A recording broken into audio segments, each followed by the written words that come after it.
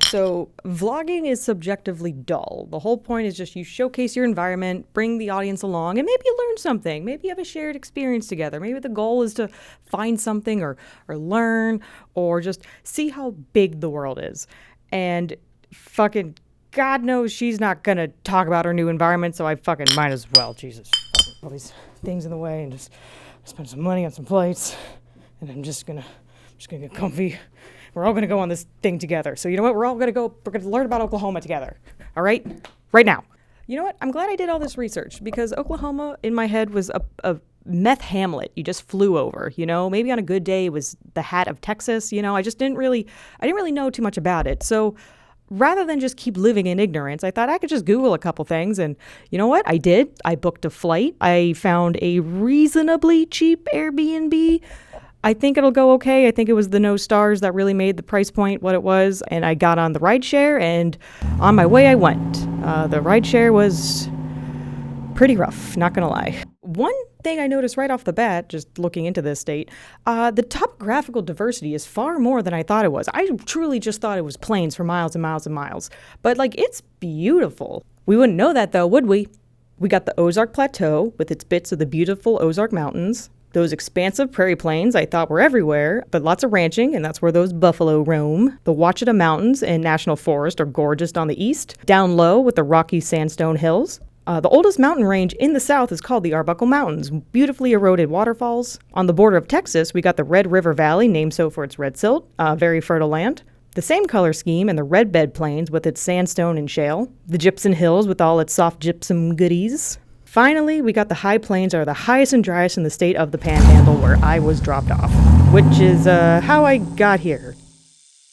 Oklahoma is the 46th state ratified into the United States. It was formerly the Oklahoma Territory, and before that, it was the Indian Territory. We'll get into that. If you know anything about Oklahoma, it's probably that you know it's in Tornado Alley. Canada brings in a lot of cold, dry air down to the plains. The Gulf brings a lot of warm, humid air, and that mixes with the New Mexico dry, humid air. So that is just a big old cocktail of terrifying windstorms. These storms are graded on the enhanced Fujita scale. Gonna pause right here, and the thing that really irks me about her goddamn channel is that she can't spend 2 fucking seconds looking up how to pronounce something.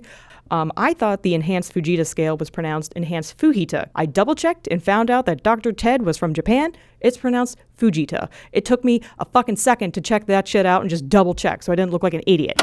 That is a 0 to 5.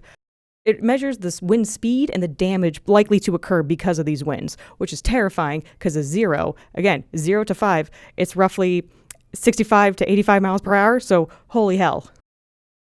The animals are exactly what you would expect to see in Oklahoma. You got woodpeckers, roadrunners, coyotes, armadillos, pronghorn antelope, copperheads, a giant woodhouse toad. Alligators exist in the southeast in the mountain range, so that's kind of scary. We all know the giant American bison, also known as the American buffalo. So Brewster Higley wasn't technically incorrect with home on the range. They are called the American buffalo. A bison is not a buffalo. Also, don't touch the bison. Don't do it. They weigh a ton. They have an unpredictable temperament. They will fuck you up. Leave the bison alone. All right, we got those cute animals done with. Now let's go into the people. People have resided in Oklahoma since the Ice Age. The Spiro Mound site has had 8,000 years of human activity with major settlements from 800 to 15th century. Let's take a guess why that might have ended around the 15th century. We'll get to it. The Spiro Mounds are still there to visit, and the direct descendants still reside in Oklahoma and the Caddo Nation. Not just the Caddo. The Apache, Arapaho, Osage, Comanche, Wichita, and Kiowa are plains natives that frequently traveled and or inhabited the land to be known as Oklahoma. Oklahoma actually comes from 2 Choctaw words, Okla and Huma. This name was given by Allen Wright as a Choctaw chieftain and representative to the federal government in 1866. They took it literally as home of the red man, where I don't think that's what the intention was. Okla means people or they, and Huma does mean red, but when it's given in place with a person, it means like honorable, courageous, like it's an honorable connotation. Kind of like if I said somebody was green, like, oh, she's green. That doesn't mean she's literally green. I'm referring to her as she's new or inexperienced. So that's kind of what I think happened. Because what do you think makes more sense from a Choctaw chieftain? Home of the red man? Honorable nations or people? I don't know. I'm pretty sure it's not that. Now, speaking of Choctaw, you might notice that some of these nations don't historically reside in the Great Plains area. They might reside on the east and the Gulf, more south. There's a horrible reason for that. We got there. President Andrew Jackson narrowly passed the Indian Removal Act in 1830. Multiple tribes and native nations in the southeast were forced to give up their lands east of the Mississippi River to the U.S. Areas pushed out native nations on other parts of the U.S. before the Removal Act, but this was the most wide-sweeping. From 1830 to 1843, around 100,000 native people were rounded up like cattle, brutalized, with around 15,000 people dying on their way to the federally granted Indian Territory west of the Mississippi. If you know nothing about this, you probably know the Trail of Tears. Ancient sins, isn't it great? So this territory that would become Oklahoma was called Indian Territory. In Indian Territory, they had sovereign nations and land and were to be left alone. And they were, for a little bit. And then in 1866, some of the land was given back to the United States. I'm going to say it probably wasn't super diplomatic. And this opened the door for white settlers to manifest their destiny, ethnic cleansing. That was around 2 million acres of land for just any white settler to try to run and grab. The original OK Boomers were settlers who entered the territory legally on April 22, 1889, while Sooners were people that got there earlier to pick out their own little homestead claim.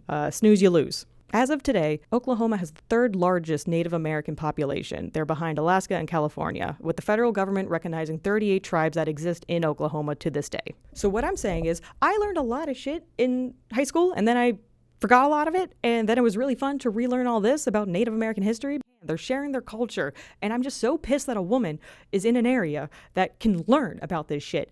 Like, it's so easy to just go into a museum or anything. God damn it. Like, you can't just for a second research and look up the culture that makes your state livable. Your whole family's fucking there. You didn't bother to learn anything about anybody or take us on that? That'd be interesting. That was interesting to learn about. I had a good time. It was sad and depressing, but it was good for me to know this shit. And it's good for you to know something. Like, Jesus Christ, the closest she gets to it is just going to a fucking casino, and I really don't think she's gonna piece those two together. Like, learn something! Respect your fucking home! The capital of Oklahoma is Oklahoma City. It's got around 1.4 million people in it, which is a large population given that Oklahoma only has around 4 million people. It's a really big place with plenty to do. The most popular sports team is the Oklahoma Thunder with the NBA, and the University of Oklahoma, the D1 football team, and there's around 18 higher education areas in the city for you to check out. Learn something. With U of O being a great source of business, management, engineering, and journalism. You know, maybe that's really good for someone who's trying to fucking learn writing, or maybe publishing a book, maybe take a journalism class, maybe take a writing class, maybe learn something with your peers. Holy shit. Like, I'm not even mad that she doesn't know anything. I'm just mad that she doesn't give a shit not knowing anything. Like, usually that damages people, that inhibits people. Like, if I had to live a year in Oklahoma, I just decided, what if I just made a chart of things to do? So I did. It's sped up right over here. It's super easy. All you gotta do is just look shit up, think it's interesting, and go see it and do it. And then you know what? That's really beneficial. If you have a blog, then we all get to see it, all right? I'm probably never going to see a rodeo. I'm probably never going to see a powwow. If I do, no time soon. But no, we're just staying in this fucking drywalled apartment that looks the exact same as the other past 3 you've lived in. Like, Jesus Christ, I can't get over just not checking anything out with all the ample time you have. I took my own ass to the Native American History Museum in my area to do just research on this shit. That is definitely not getting me monetized. I'm not even going to shit on the children's exhibit. That was truly interesting about the basket weavings. I do remember that. That was fun. One thing that aggravates me extensively, just as a queer person, is her lack of giving a shit about other queer people on the grander scale. Bitch, you gotta vote for this shit. Look at all these shitty laws that are happening in your state that you live in, that affect you. If not you, people in your community. There's trans rights bills just fucking kicking people in the teeth everywhere. You have to vote. You have to register to vote and prove that these are laws that are not meant for Oklahoma. I mean, you don't have to go to a fucking drag show every night. You don't have to go on a parade every night. But you gotta do something. Just register to vote and help yourself and your community because it's hurting them. Just... What really steams my clams with her is that she has ample time and money. A lot of people don't have money. A lot of people don't have time. Some don't even have either. But she has both. And instead of just taking and learning and growing and using that time on this planet to just experience life, we are staying in this dry plaster apartment doing nothing. And if she is doing something, we don't get to see it, so I don't believe it. This is a beautiful world we live in, and shame on you for monetizing your fucking problems sitting on a couch in 4 different states your entire career. Like, shame on you for not taking advantage of the beauty and surroundings and people you have around you currently. And you know what? For someone being 500 pounds, who might be going to Oklahoma, your videos could showcase what they can do. Like, if you're a nervous 400-pound person, like, oh no, I don't know if I can go to this museum or this game event. If you do that shit, people will see it, and then they might be encouraged by it. That's your job as a vlogger. That's your only job, actually. Just doing anything. But what if... See, now I just think the fumes are getting to me, and yeah, I think my Airbnb host is here. I think I'm gonna get out of here. Sounds kind of angry. And, I think my ride's here. Hold on. Oh no.